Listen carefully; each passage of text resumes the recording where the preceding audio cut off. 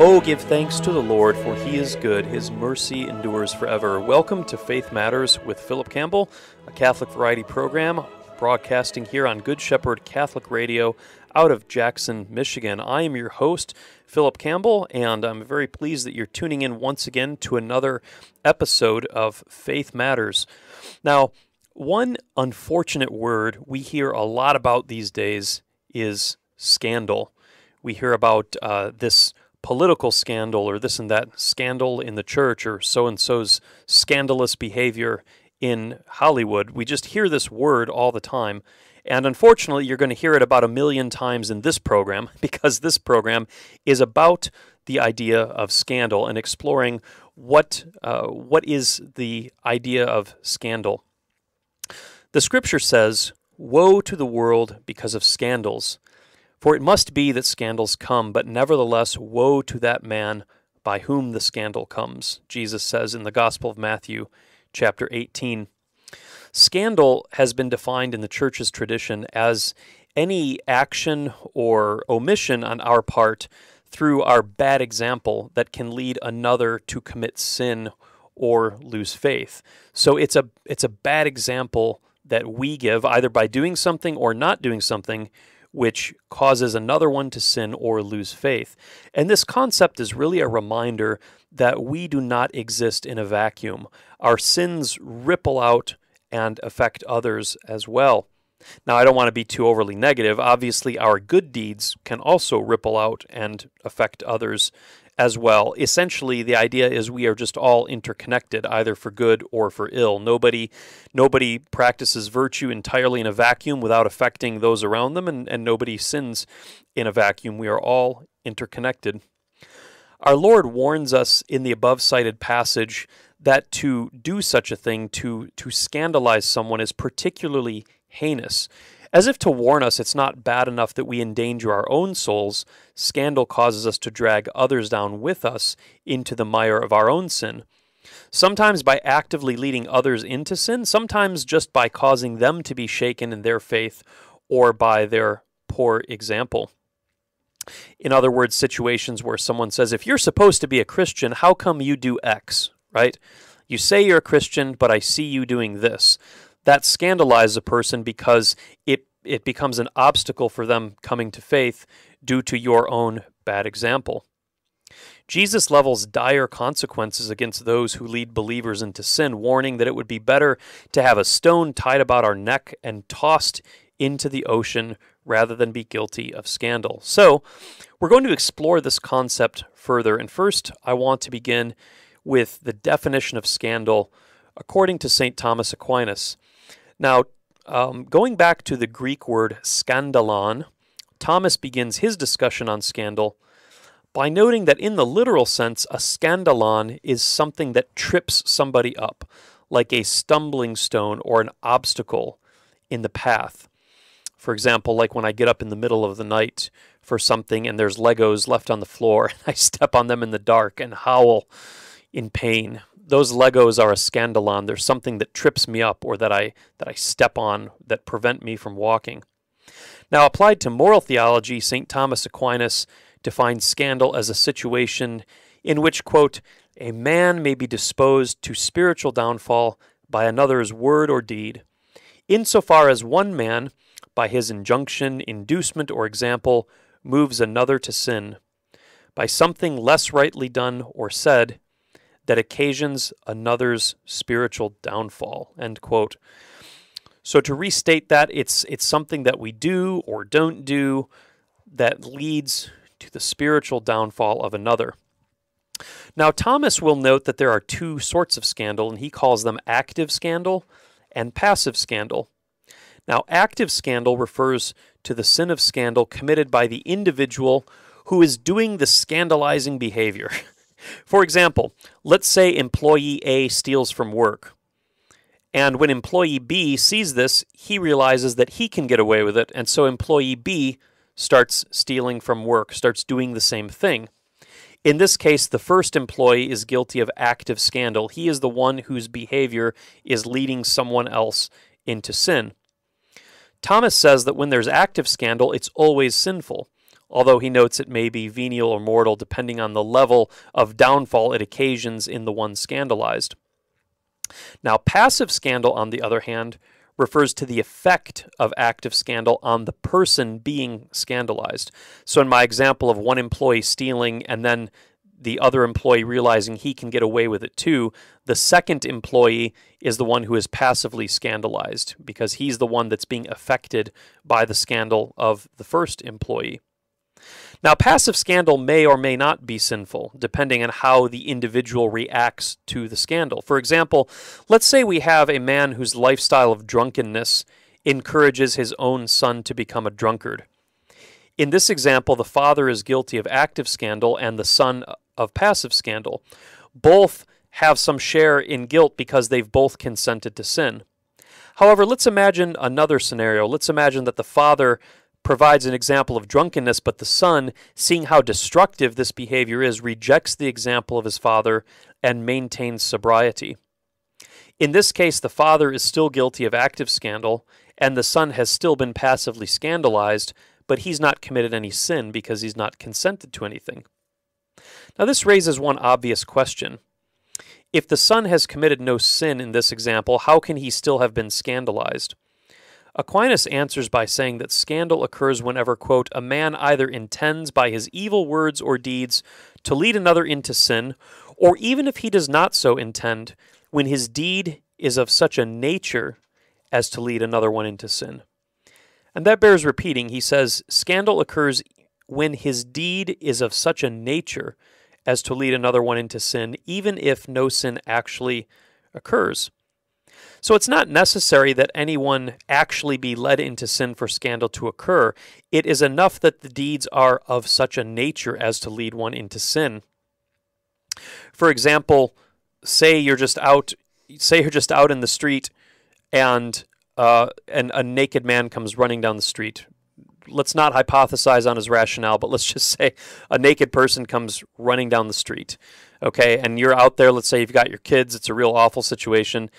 That man is scandalizing the people around him, and those people are scandalized, even if they don't commit any sin because of that. Because that action, running down the street naked in front of pedestrians, that is such a deed that could lead another into sin, even if no sin is committed. But here's what's really interesting. Aquinas notes that the opposite case may also be true. A person can be guilty of active scandal without passive scandal, and so also a person can be guilty of passive scandal without there being any corresponding deed that provokes it. Now, this would seem very counterintuitive because every scandal endured is occasioned by some act of another who provides occasion for it. It would seem impossible for someone to be scandalized without any active sin or scandal causing it. Now, Aquinas, however, returns to the original definition of scandal and notes that nothing by its very nature disposes a person to spiritual downfall except that which has some lack of propriety, since what is perfectly right secures man against a fall, instead of conducing to his downfall, which leads Thomas to his definition of scandal as something that is less rightly done or said that occasions another's downfall. The lack of propriety that St. Thomas mentions is usually on the side of the one committing the scandal, but it can certainly reside instead in the person who is passively scandalized. Now, is this confusing? Let me give an example. St. Thomas envisions a wicked man who is scandalized by the good deeds of another. And we can think of examples of this from the gospel. Judas, for example, was scandalized when Mary of Bethany anointed the feet and head of Jesus with costly ointment. Remember, she anoints his head and his feet, and then Judas grumbles and says, "This money could have better been spent on the poor." I don't know why I give him that accent, but that's how I imagine him. This money could have been spent on the poor. Now, Christ specifically mentions this deed was good and even calls it a beautiful thing in the gospel. So Mary didn't do anything scandalous. She didn't do anything bad. She committed no sin, and yet Judas was scandalized. But he was not scandalized because Mary had done something wrong. Quite the contrary. He was scandalized because he was wicked. and her good deed put him to shame and elicited an evil response from him. So it sometimes happens that the wicked, because, as Thomas says, they lack propriety, can be passively scandalized by a deed that they ought to rejoice in, as did Judas. Or another example, the Pharisees, when they witnessed Christ heal on the Sabbath. In these cases, it is those who are passively scandalized who commit sin, because they call good evil and evil good, while those who are giving offense are innocent. In fact, they are especially blessed if their good deeds bring down the wrath of the wicked. Blessed are those who are persecuted for righteousness' sake. Think in the old Roman times when Christians would be arrested for not worshiping the pagan gods of Rome. The Christian refusal to burn incense before statues of Caesar scandalized the pagans. But not only was that not a sin, that was actually a special blessing, because they suffered on behalf of that. They suffered for doing what was right. There's a great example of this idea of passive scandal of the wicked in Charles Dickens' Christmas Carol. Ebenezer Scrooge is such an excellent example, and I wanted to read a little excerpt from the Christmas Carol because it so perfectly exemplifies what we're talking about. This is the famous scene at the beginning when the philanthropists come into Scrooge's shop asking him for donations to the poor. They ask him, "At this festive season of the year, Mr. Scrooge, it's more than usually desirable that we should make some provision for the poor and destitute who suffer very greatly at this present time. Many thousands are in want of common necessaries. Hundreds of thousands are in want of common comforts, sir." And Scrooge's response, "Are there no prisons?" "Plenty of prisons," said the gentleman. "And the workhouses?" demanded Scrooge. "Are they still in operation?" "They are," returned the gentleman. "I wish I could say they were not." "Oh, I was afraid from what you said at first that something had occurred to stop them in their useful course," said Scrooge. "I am very glad to hear it." And then the philanthropist responds, "Sir, they scarcely furnish Christian cheer of mind or body. Few of us are endeavoring to raise a fund to buy the poor some meat and drink and means of warmth. We choose this time, that is Christmas, because it is a time of all others when want is keenly felt and abundance rejoices. How much shall I put you down for?" "Nothing," Scrooge replied. "You wish to remain anonymous?" "I wish to be left alone," said Scrooge. "Since you ask me what I wish, gentlemen, that is my answer. I don't make merry myself at Christmas, and I can't afford to make idle people merry.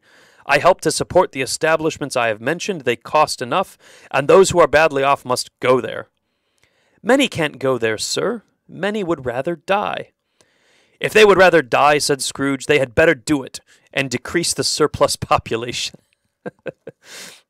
What a lovely piece of writing that is, but so perfectly exemplifies the idea of a wicked man being scandalized by the deeds of the good. Here these philanthropists come in wanting to feed the poor and the destitute at Christmas, and Scrooge says they'd better go die to reduce the surplus population if they're not willing to go to prison or the workhouses.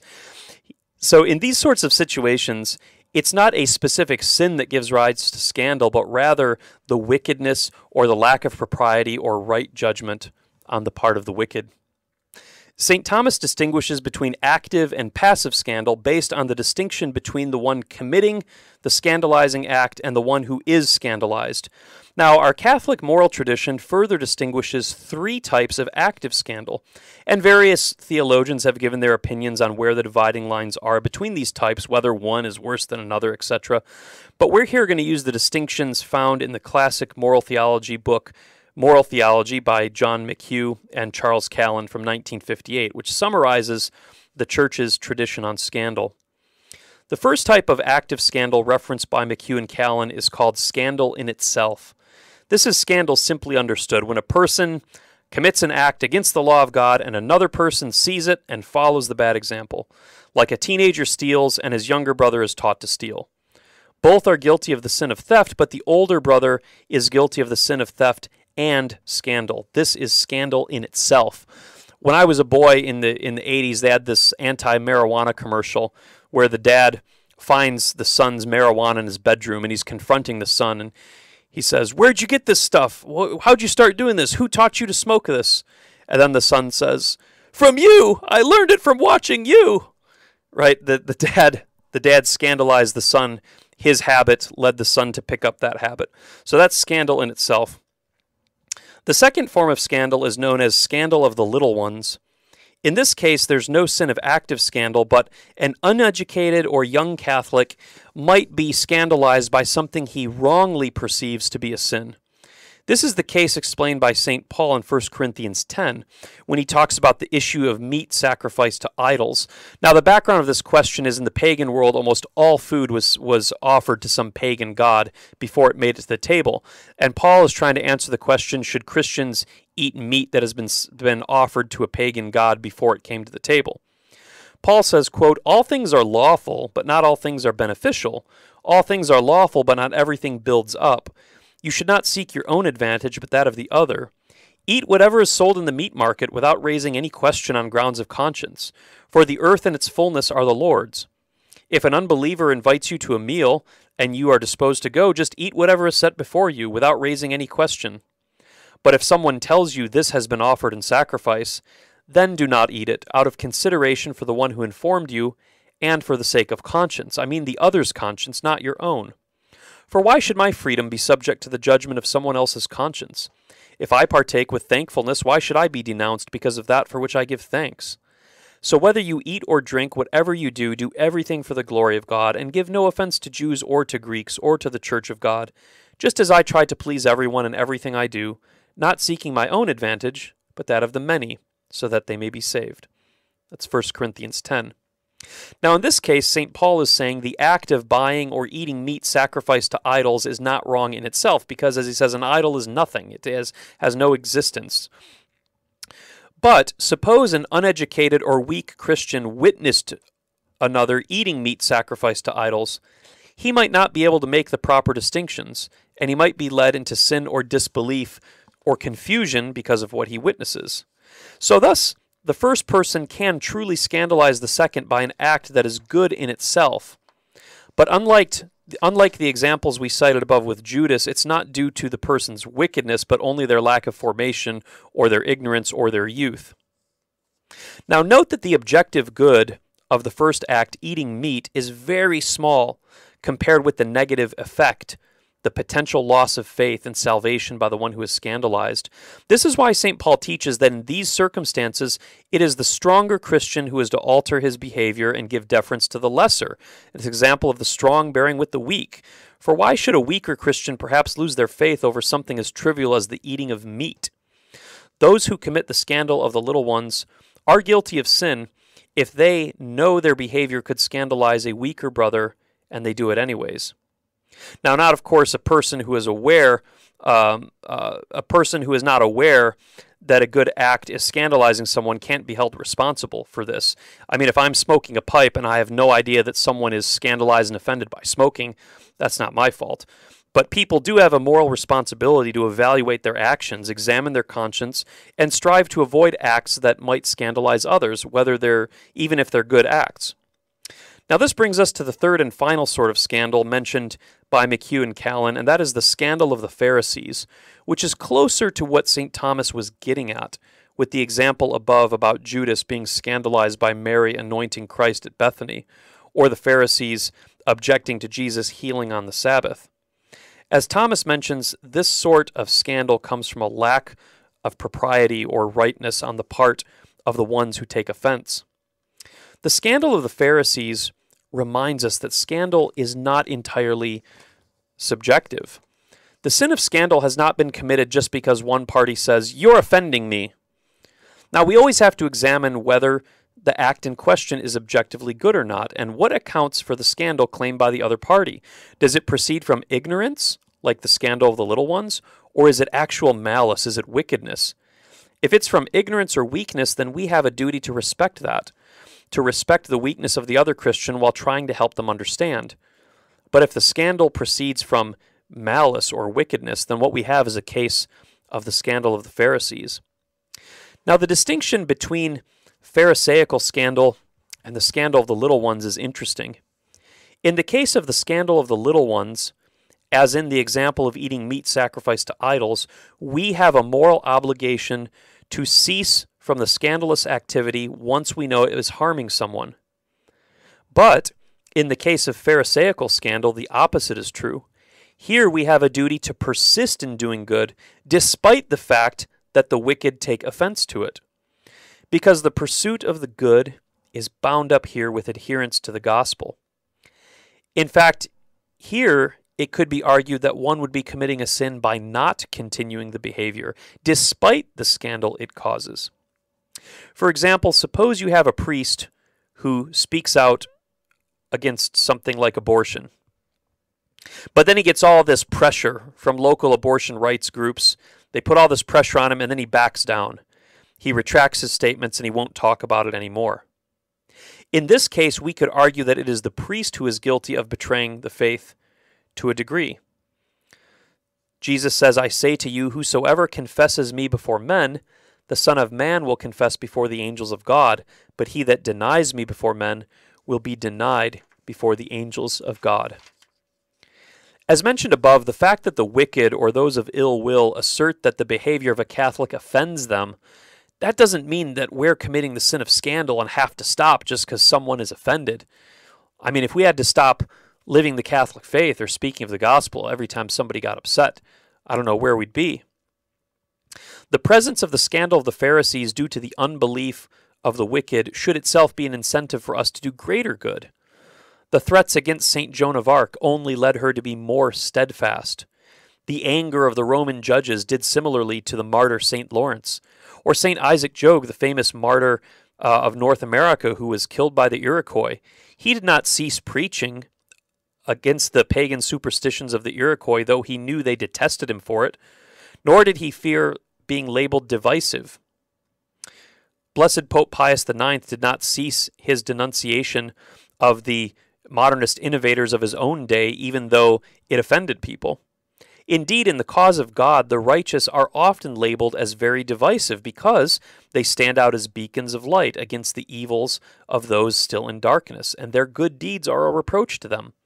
Rather than turn to Christ and make their deeds good, the evil reproach the just for putting them to shame for their purity. Jesus said, "Do not think I came to bring peace on earth. I did not come to bring peace, but a sword. I've come to set a man against his father, a daughter against her mother, daughter-in-law against mother-in-law, and a man's enemies will be the members of his own household." Matthew 10, verse 36. And what Christ means by this is that adherence to the truth, adherence to God, comes first, even if it scandalizes somebody else. The wicked are definitely going to be upset by the truth, and that's to be expected.